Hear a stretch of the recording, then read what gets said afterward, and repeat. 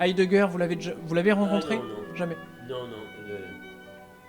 J'aurais pu, Oui.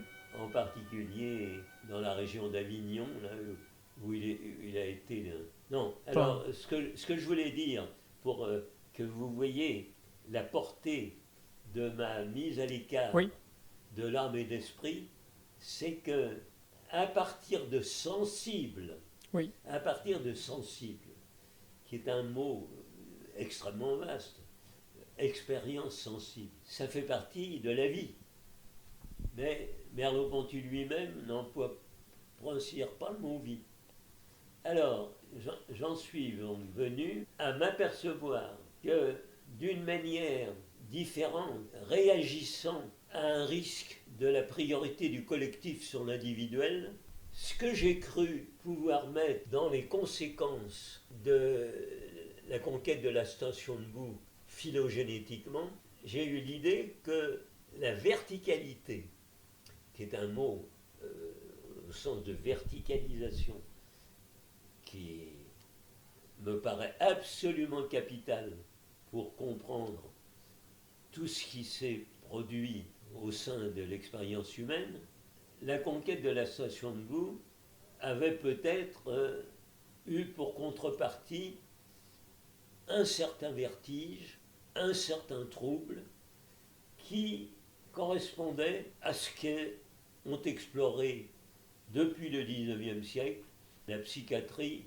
et la psychanalyse. Mais c'est un fait que ça m'avait amené, avant de prendre conscience d'une manière plus aiguë de tout ce qui concerne l'ontogenèse, hmm, sur laquelle je reviendrai après, et qui finalement est plus sûr, j'ai été amené au moment où j'ai cru devoir sortir de la linguistique dans les années 70, après ma soutenance de thèse, et où j'ai pris conscience, en lisant en particulier une bonne partie de l'anti-Édipe hmm, de Deleuze et de Guattari, que ce qui permettait de couper court à beaucoup de troubles individuels, c'était l'ordre établi, mot qu'on a employé beaucoup en mai 68. Bon, alors là, j'ai développé, ça a été ma première idée de ce que j'appelle le premier versant, oui, et ce que j'en retiens 50 ans après, c'est que j'y déplore certaines priorités du collectif oui, sur l'individuel que j'appelle souvent distributif, c'est-à-dire le mot correspondant à chacun. d'accord.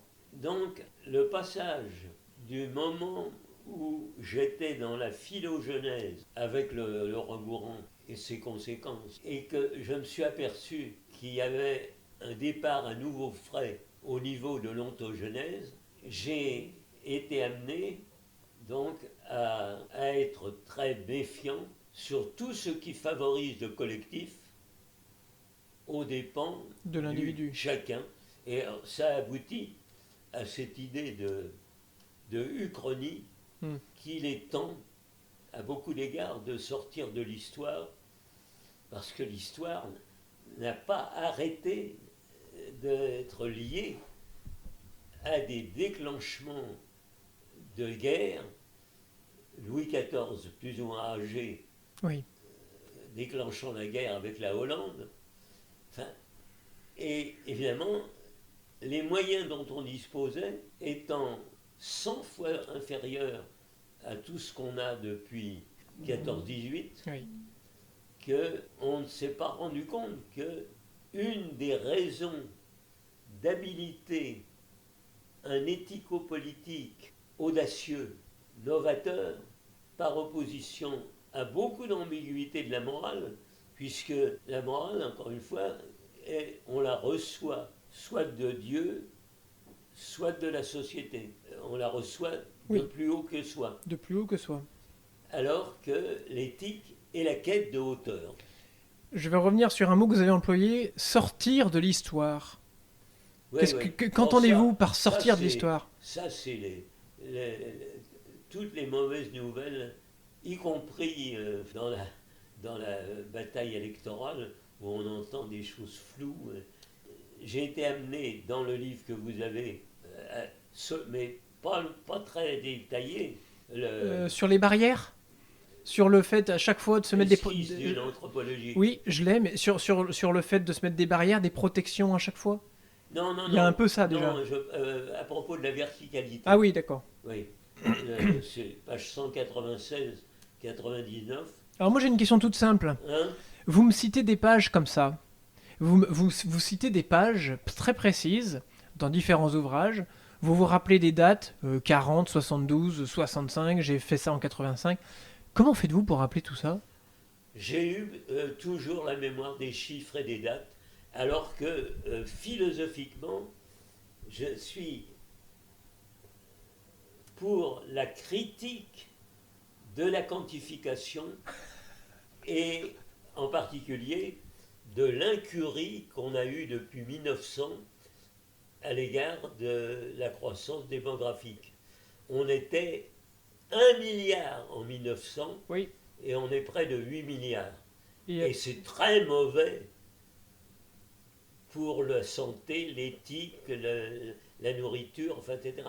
Il y a une incurie, mais c'est comme ça, parce que on ne peut pas une incurie, avoir un gouvernement mondial. Une incurie, c'est une ingérence?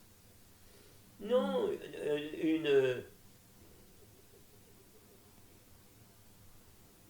une incapacité. J'ai vu il n'y a pas longtemps que du point de vue du climat, le nombre énorme de familles africaines qui ont 9 enfants est une des plus mauvaises choses pour le climat.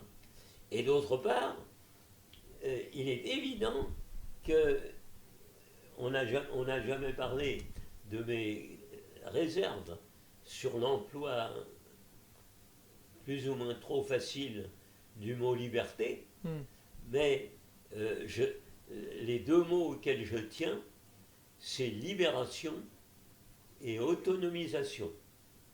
Mon idée de la liberté, c'est pas l'homme est libre ou pas. Je me méfie du mot, de l'expression libre arbitre. Et alors, donc là, c'est un problème qui probablement ne pouvait pas être résolu, mais qui est un des dommages fondamentaux de ce qui s'est passé depuis le début du XXe siècle. Alors, je pense à lui d'un coup. Tout à l'heure, vous l'avez cité. Vous parlez de tout ce XXe siècle, l'idée de liberté, de libéralisation. Qu'en pensait par exemple Gilles Deleuze? Qu'en pensait Gilles Deleuze de ce que vous dites là, sur tout ce XXe siècle, cette liberté? C'est une pensée très particulière quand même, non? C'est une pensée très particulière? Un peu à part? Oui, lui, c'est la pensée du nomade. Oui. Alors donc, je suis méfiant, moi aussi, à la faveur de mon deuxième versant, très menacé aujourd'hui, qui est le versant existentiel. Oui. Mais alors, encore une fois, la clé de tout, c'est de défendre l'existentiel à partir d'un noyau instantiel qui déconstruit des substantialismes qui aboutissent à des dogmatismes et qui aboutissent à des assujettissements. Deleuze se situait où là-dedans? Deleuze, je n'ai jamais trouvé les textes clés qui permettent de lui faire une place à ce qu'on appelle l'extrême gauche. Ah oui. Et a priori, longtemps, j'ai ressenti, comme on le dit souvent, que les extrêmes se touchent. Et donc, il y a en effet des risques que extrême droite et extrême gauche donnent des choses de neuf. Alors, si on applique extrême gauche au bolchevisme avec le goulag, etc., c'est vrai, il faut repenser la démocratie autrement. Et encore une fois, le respect de la vie dès le début, distributivement, d'être dans des conditions où on ne favorise pas les discours sur la grandeur, qui sont des discours qui aboutissent, ce qui aurait pu, j'allais dire, m'épargner de vivre, puisque mon père avait 30 ans déjà en 14 et qu'il a fait l'intégralité Du conflit. avec blessures, citations, etc. Et j'ai vu depuis des films sur Verdun, c'est épouvantable. Et j'avoue que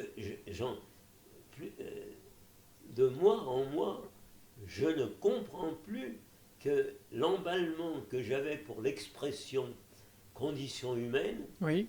fait que la condition humaine est en train de se manifester pleine de négatifs qui fait que je n'y vois pas la prise de hauteur à laquelle j'ai cru, à beaucoup d'égards, participer. C'est-à-dire que notre actualité ne vous donne pas d'espérance, c'est ça? Ah ben, c'est-à-dire que le problème qu'on n'a pas la capacité de trier Hmm. les moyens positifs et les moyens négatifs fait que les armes sont pas loin de nous à tout le temps, puisque tous les discours à propos de l'Ukraine depuis 3 semaines fait qu'on ne sait pas, et d'autre part, c'est un fait que ce que je reproche très précisément, pour prendre un exemple Oui. politique, malgré de beaux discours à Mélenchon, c'est qu'il ne parle jamais de politique étrangère et il a prononcé une phrase à un moment que si Poutine demandait qu'on s'éloigne de ses frontières, pourquoi ne pas le faire? Or, il est clair que Poutine a dit 40 fois ce qui est vrai, c'est que nous avons, le peuple français, belge, etc., redoute beaucoup plus la mort Oui. que la manière dont ont été éduqués les Russes et les Chinois. Et donc, il faut... Ça n'est pas une raison pour dire que nous sommes en plein déclin, Non? mais c'est une raison pour faire le maximum de liens intra-européens, parce que ce que veut Poutine, c'est une Europe en miettes. Oui. Et Salvini en Italie, et Marine Le Pen a eu de l'argent en rapport avec la Russie. Vous disiez qu'en Occident, nous avions peur de la mort par rapport aux Russes. Les Russes qui, eux, Oui, voilà. on a appris à aimer la vie, la lecture, etc., la culture. Mais il est possible qu'on n'ait pas su s'en servir de telle manière qu'on soit à la hauteur de... Alors, je vais peut-être vous interrompre, mais j'ai ici un livre publié en 1938 par un certain Walter Schubart.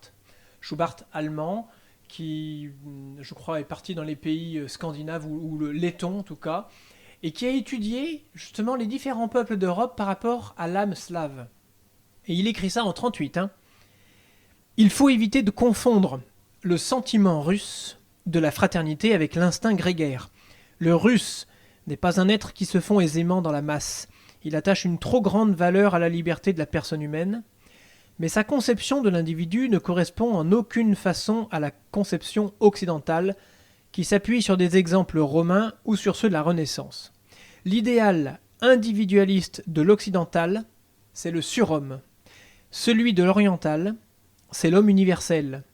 Le surhomme occidental s'élève, stimulé par l'avidité du pouvoir. L'avidité du pouvoir. Ah oui. Tandis que l'homme universel, donc oriental, grandit, stimulé par l'amour.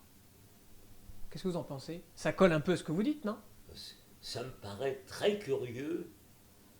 Ah. Parce que, d'abord, le mot l'homme oriental... Il pensait à l'homme russe. Aux Russes? Oui. Ben oui, mais il y a sûrement des choses remarquables dans l'expérience de Dostoïevski, Oui.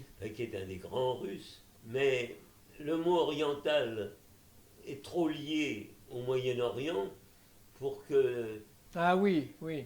Non, c'est gênant. Et puis alors, quant à l'homme occidental, il est évident que Occident, avec le côté négatif de couchant plutôt naissant, Oui. il a du négatif, et il a du négatif en grande partie depuis l'emprise incroyable de l'Amérique. Parce que quand même, la démocratie américaine, avec le problème des armes, là aussi, c'est un problème préoccupant au possible. Comme la culture woke actuelle qui nous vient des États-Unis. Oui, oui, déjà. Mais oui, mais c'est pour ça que là, en 2 mots, je suis trop faible en économie pour avoir un jugement correct, mais je crois qu'il est ambivalent sur la politique de Macron intérieure depuis 5 ans. Mais sa soif d'Europe me paraît incontournable, parce que il n'y a aucun doute que la Lettonie, aujourd'hui, la Finlande, la Roumanie, alors ça fait problème, puisque justement, dans les litiges avec Poutine, c'est qu'il veut pas, il est furieux que la Roumanie fasse partie de l'Europe. C'était son domaine. Et alors, face à la puissance de la Chine, des armes russes qui sont énormes par rapport à nous, et de l'ambiguïté totale d'une Amérique qui va probablement revenir à Trump, on est dans un monde où ce que j'appelle l'éthico-politique est absolument menacé. C'est-à-dire que les mensonges intégrés à la politique. Alors, je reviens, puisque je pense qu'il est.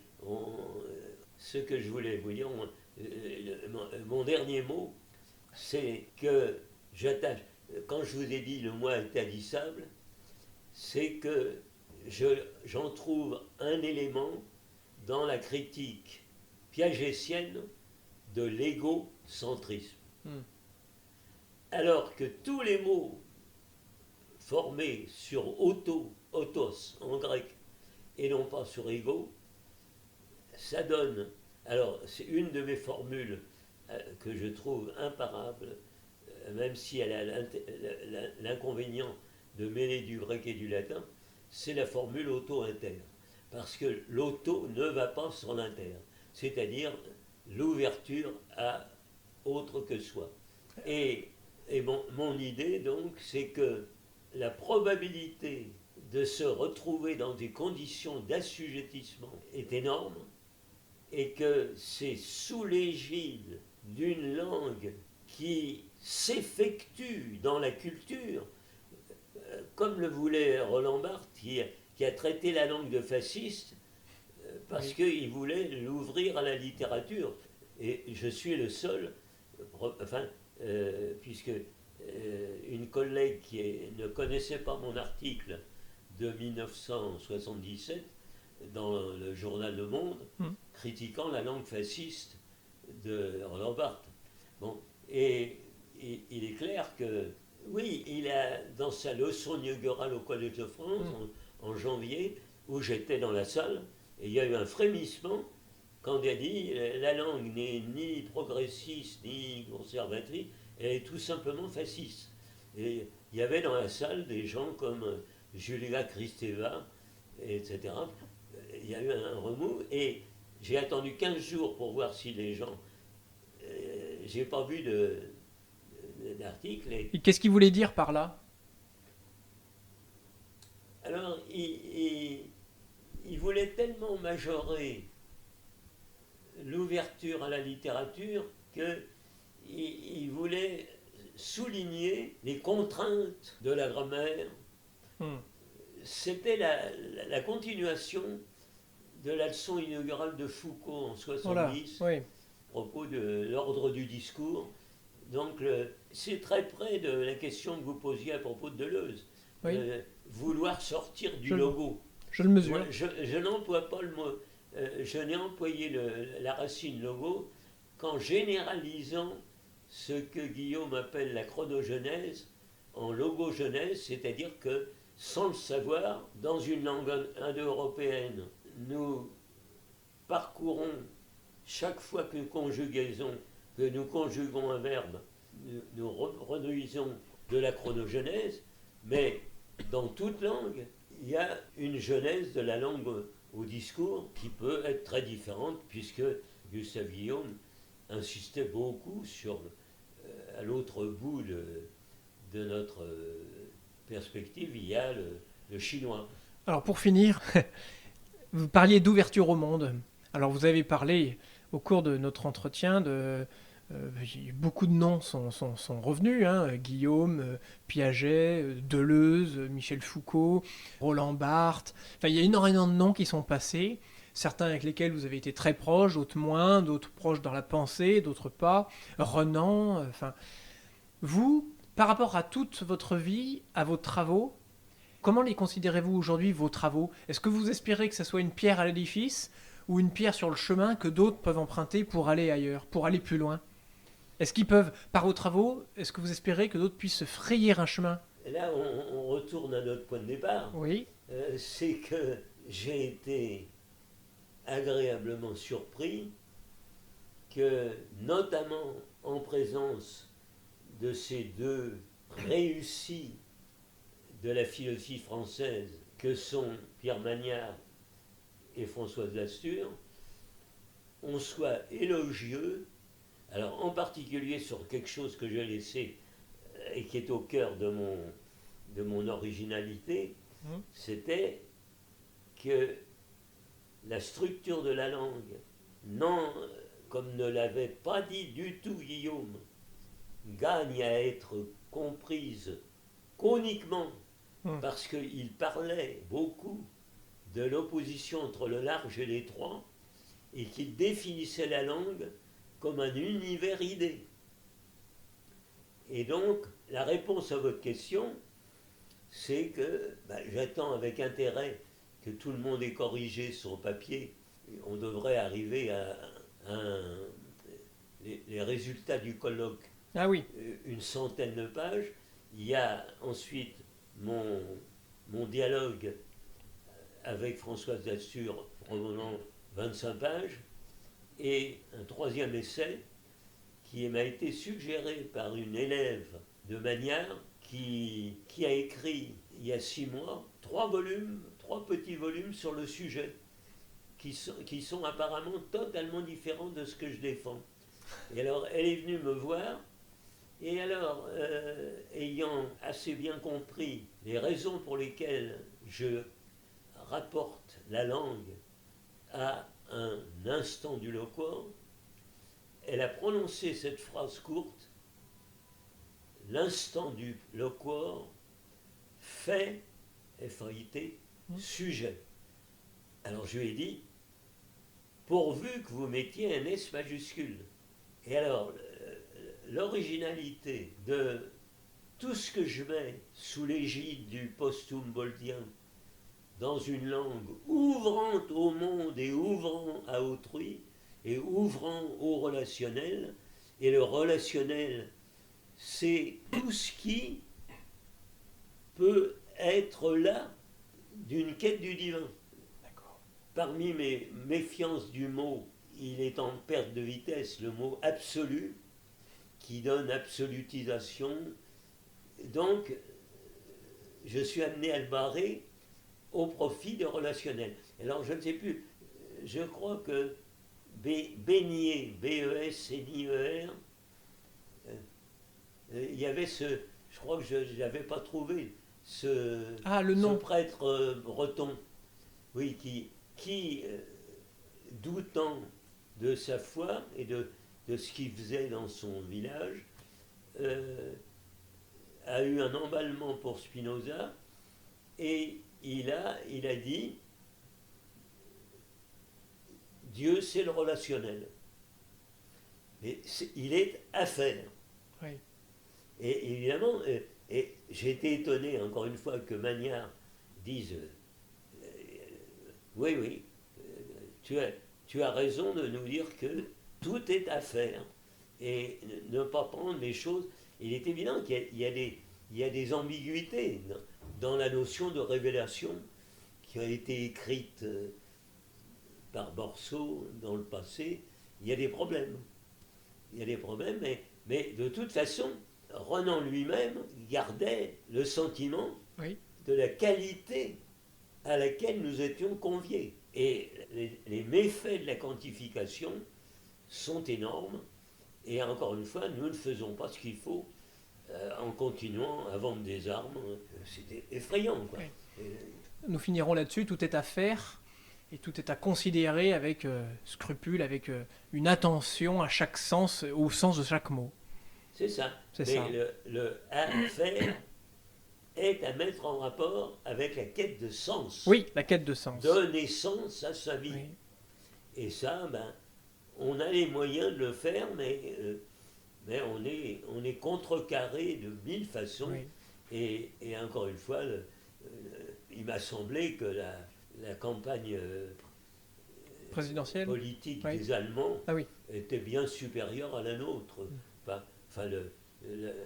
La connexion qui s'est faite entre SPD et les autres, c'est une hypothèse parmi d'autres, mais les Allemands, depuis Adenauer, ont reconquis l'idée démocratique, alors qu'en 1938, ils acclamaient le pas de loi, etc., ne sachant pas que ça les conduisait au cimetière. Je suis absolument étonné que les gens ne crient pas que on a vu, on a eu entre Hitler, Mao et Staline, on a plus de 100 millions de morts. Oui.